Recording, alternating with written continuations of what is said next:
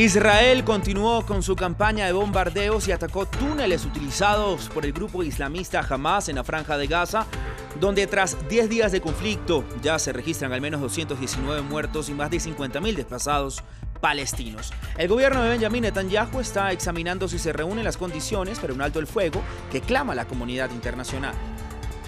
Descienden las tensiones entre España y Marruecos luego de que la policía marroquí cerró el paso fronterizo de Tarajal e interrumpió el éxodo migratorio que permitió la entrada en la ciudad española de Ceuta de cerca de 8.000 migrantes. La canciller española Arantxa González aseguró que su país quiere tejer puentes, pero seguirá firme en la defensa de su integridad territorial y sus fronteras.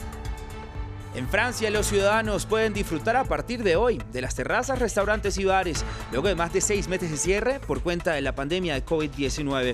El presidente Emmanuel Macron quiso escenificar esta reapertura acudiendo a una de ellas para tomarse un café junto a su primer ministro Jean Castex y lanzó un mensaje de prudencia.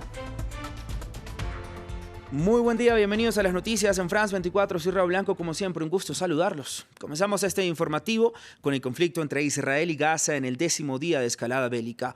Hoy se registraron nuevos enfrentamientos y lanzamientos de cohete desde el enclave y más de 120 bombardeos israelíes sobre objetivos militares del movimiento islamista Hamas, según informó el ejército israelí. Estos ataques elevaron la cifra de palestinos muertos en Gaza a por lo menos 219 desde el inicio de esta actual escalada, incluidos 63 niños, 36 mujeres y 16 ancianos, según el recuento del Ministerio de Sanidad de Gaza. Del lado israelí han sido 12 víctimas fatales. Ante esto, el gobierno del primer ministro Benjamin Netanyahu aseguró que está examinando si se reúnen las condiciones para un alto el fuego. Multitudes de palestinos salieron a las calles y las colinas de Cisjordania el martes, tras el llamado de numerosas organizaciones a una huelga general en solidaridad con los palestinos en Gaza y Jerusalén. Veamos el informe. Sus cánticos afirman que están dispuestos a dar su vida y su sangre. Los palestinos de Cisjordania se movilizaron de forma masiva el martes. El llamado a la unidad en solidaridad con Gaza y Jerusalén llegó a locales de todas las edades. Por primera vez hay un solo pueblo palestino, de norte a sur, de Gaza a Cisjordania. En Jerusalén y en el resto de nuestra tierra somos uno. Desde la segunda intifada hace 20 años, rara vez se han visto multitudes en estos lugares. Esta pronto escaló, tomando a muchos fuera por sorpresa. Escuchamos disparos de pistola desde el otro lado, fue realmente inesperado. Escuchamos disparos del lado palestino, parece algo así, y entonces las fuerzas israelíes dispararon mucho gas lacrimógeno y munición real. La ira aumenta, la paranoia se desborda. ¿Estos jóvenes creían haber capturado a oficiales israelíes? Estos jóvenes están convencidos de haber frustrado una infiltración de agentes israelíes encubiertos. Los manifestantes locales nos cuentan que los eventos que tienen lugar en estas colinas de Cisjordania están claramente conectados con los eventos de Gaza y Jerusalén y dicen que no ven un final inmediato a la violencia. Y tras la visita a Ceuta y Melilla del presidente del gobierno español, Pedro Sánchez, la policía marroquí selló el paso fronterizo de Tarajal, interrumpiendo el paso de migrantes. Fueron más de 8.000 los que llegaron a territorio español en las últimas 48 horas. Entre tanto, Brahim Ghali, el líder del Frente Polisario y presidente de la República Árabe Saharaui Democrática, quien se encuentra hospitalizado en España, se negó a firmar una citación de audiencia nacional por presuntos crímenes de guerra. Una visita urgente mientras las tensiones diplomáticas entre Madrid y Rabat siguen aumentando. El presidente del gobierno español, Pedro Sánchez, viajó el martes a Ceuta, en el norte de Marruecos, tras la entrada de un número récord de migrantes en el pequeño enclave español. Alrededor de 8.000 personas llegaron a Ceuta en tan solo 48 horas, sin que los guardias marroquíes lo impidieran, ya sea nadando o haciendo el viaje en pequeñas embarcaciones y balsas. En esta imagen, el ejército español rodea a las personas que aún están en el agua y las devuelve al mar a golpes, un viaje que merece la pena para estos migrantes. No hay trabajo, así que no tenemos dinero. No hay dinero para mi casa, para mis hijos. Los jóvenes de este país están asqueados, no hay trabajo, no hay médicos, no hay hospitales, no hay nada. Vi a mujeres que dejaban a sus hijos en casa, otras con sus bebés en brazos mientras intentaban cruzar a nado. Era un caos. aunque será en vano para la mayoría. El Ministerio del Interior español dijo que la mitad de los llegados ya han sido devueltos a Marruecos. A primera hora del martes, Madrid convocó al embajador marroquí. Le he recordado que el control de las fronteras ha sido y debe seguir siendo la corresponsabilidad de España y de Marruecos. Junto con el otro enclave norteafricano de España, Melilla, Ceuta tiene la única frontera terrestre de la Unión Europea con África, lo que la convierte en un imán para los migrantes que buscan entrar en Europa desde las playas situadas a unos kilómetros al sur, en Marruecos. Hasta ahora, Rabat ha aceptado la devolución en caliente de casi 5.000 migrantes, más de la mitad de los que cruzaron la frontera en los últimos 2 días.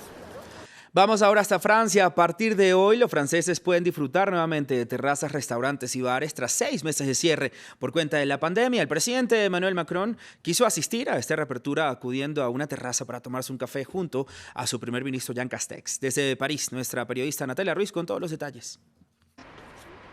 Un día muy esperado para los franceses que vuelven a gozar de un poco más de libertad después de casi 7 meses con la reapertura, no solamente de comercios esenciales, sino también de cafés, de restaurantes y también de sitios culturales. Algunos aprovecharon para ir muy temprano a la función de cine de 8 de la mañana, otros para regresar a esos viejos hábitos como tomarse un café antes de comenzar todas las actividades del día. Y ya a este momento son la hora del almuerzo, ya hay muchas personas que están llegando a las diferentes terrazas de restaurantes y de cafés. Hay que saber que estos establecimientos pueden recibir público, pero con un aforo limitado y únicamente en terrazas, es decir, únicamente en exterior, eso al menos por ahora. También se espera que las horas de la tarde, noche, con la hora de la cena, pues también haya bastante afluencia de público. Eso sí, tendrá que ser una cena temprano porque el toque de queda continúa, solo que esta vez comienza a partir de las 9 de la noche, esto a partir de este día miércoles.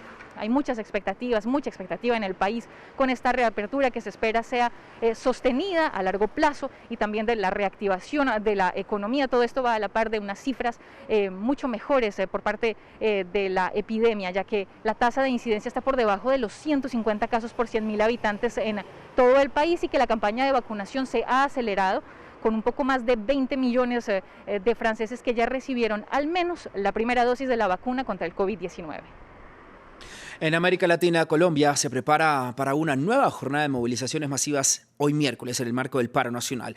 Entre tanto, el ministro de Defensa, Diego Molano, fue citado por el Congreso de la República a un debate de moción de censura donde se espera responda por las denuncias de abuso de la fuerza pública.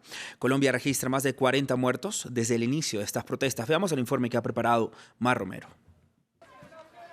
Organizaciones sociales convocan marchas en todo Colombia. Unas marchas que demuestran que el llamado paro nacional está lejos de concluir. Después de 3 semanas de movilizaciones continuas, el diálogo entre los sindicatos y el gobierno de Iván Duque está estancado. A pesar de las reuniones entre ambas partes, todavía no se ha instalado una mesa de negociación. Los líderes sindicales denuncian que no hay diálogo posible mientras el gobierno no reconozca su responsabilidad en las muertes de manifestantes a manos de la policía y desmilitarice las ciudades. Más de 40 personas han muerto durante las protestas desde el 28 de abril. Y ese proceso no ha podido arrancar porque ahora el gobierno no acepta otro asunto supremamente importante: parar la violencia que desató desde el 28. Parar esa violencia contra el legítimo derecho a la protesta. Duque está lejos de dejar de recurrir a la fuerza pública para hacer frente a las protestas. Recientemente anunció el máximo despliegue de las fuerzas de seguridad para desbloquear las vías que siguen cortadas por los manifestantes en varios puntos del país. Mientras tanto, anunció algunas medidas sociales no negociadas con los convocantes del paro. Empezaremos a partir del próximo 1 de julio un programa de generación de empleo juvenil que empieza con subsidiar el equivalente al 25% del salario mínimo legal mensual. Unas medidas que no son suficientes para las organizaciones que ni siquiera representan la totalidad de las protestas. De esta manera llegamos al final del informativo. Continúe con nosotros. Muy buen día.